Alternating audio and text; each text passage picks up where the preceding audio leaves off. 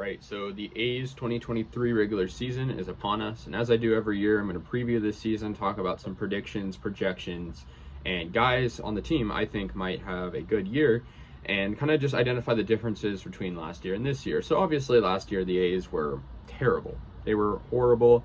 It almost looked like they were tanking, even though there was a draft lottery put in place, and the A's didn't end up getting the number 1 overall pick.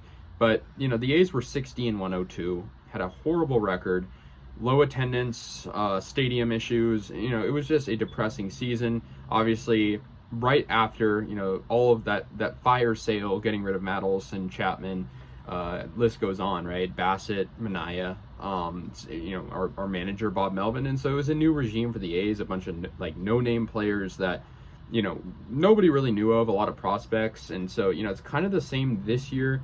Obviously the A's are more the fans are more familiar with who is actually on the team, given we've seen a lot of these guys last year, but it's definitely still different. The biggest difference between last year and this year is not having Sean Murphy behind the dish.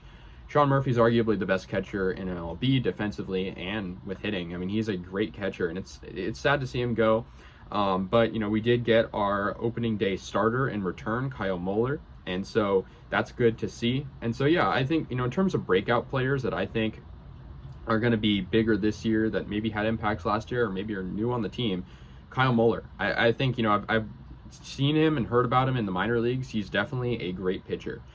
He's a guy that is commanding on the mound. He's definitely an ace type level guy. And the A's, on their injured list still have Paul Blackburn, who was an all-star last year. And so their pitching, I feel like, could be the best thing for them. I mean, I think last year, if I could say one positive thing about the A's in 2022, their bullpen, right? Their bullpen was great to a certain extent, with Zach Jackson and Domingo Acevedo and Sam Moll, and the list goes on of guys that helped them win games, even though it wasn't that many games in compared to previous years. And I think in terms of guys that will be kind of the X factors and guys that maybe we don't know, kind of untapped, I think the number one guy is Shintaro Fujinami. Obviously, he came over from Japan. He's expected to be a good player. I mean, it's his first year in Major League Baseball, and yet he's still a veteran of the game, playing a lot of those years for the Hanshin Tigers.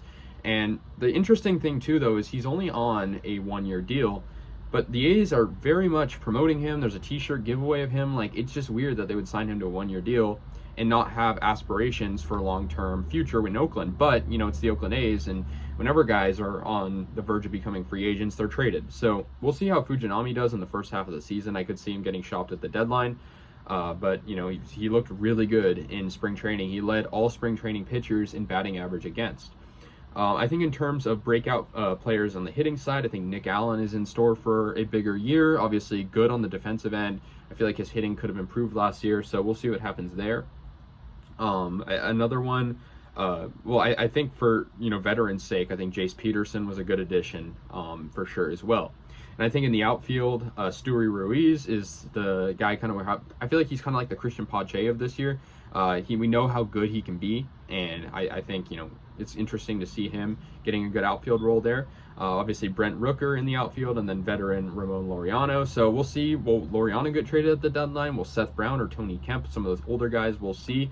I hope not, but the A's are looking like similar to last year, but I think my record prediction is going to be 63-99, a 3-win improvement of last year. Now, that's not very generous, but I think we have to be realistic here. The A's are a losing team right now, and they're going to be a losing team for quite a while. Their, pitching is okay. Their hitting is terrible. And compared to other teams, we're probably going to have a team batting average of at or around 200. And, we didn't really add that many players this year. We lost our best player, Murphy. So, it's going to be a difficult season, but I could see us improving slightly just because of the prospects and some of the guys we added on the pitching end. I think Ken Waldichuk and JP Sears, they had limited time last year on the mound, and I could see them having bigger years too. But I think for the A's, a lot of fans, we can't deny this. Yes, this season will be fun to watch, but also the stadium, right? We want to have an answer on Howard Terminal. We want to have certainty with that, and it's going to be hard to watch the A's from a baseball fan perspective when knowing that, this team needs a new home very soon with the lease and everything. So we're going to be watching it more with a we need a stadium perspective, I think. And so that's how I'm going to be. And I think with the A's too, we'll see who gets traded. I mean, that's always an issue, but I feel like, with who's on the team right now, it's a mix of some veterans and a lot of young guys. It's going to be really interesting to see. So that's my 2023 preview for the Oakland A's. I think Shea Langoliers also in store for a bigger year. Obviously, the A's are hoping for that. Obviously, the Matt Olson trade is already looking like, a big fleece. And so, it could be even worse if Langoliers or some of those other guys don't step up. So let's hope for a better year. We'll have the MLB draft coming up. We'll have, I think, the number 6 pick, so that's good too.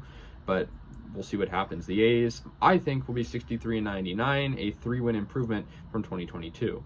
Let me know your guys' thoughts. I'll see you guys later. And yeah, go A's.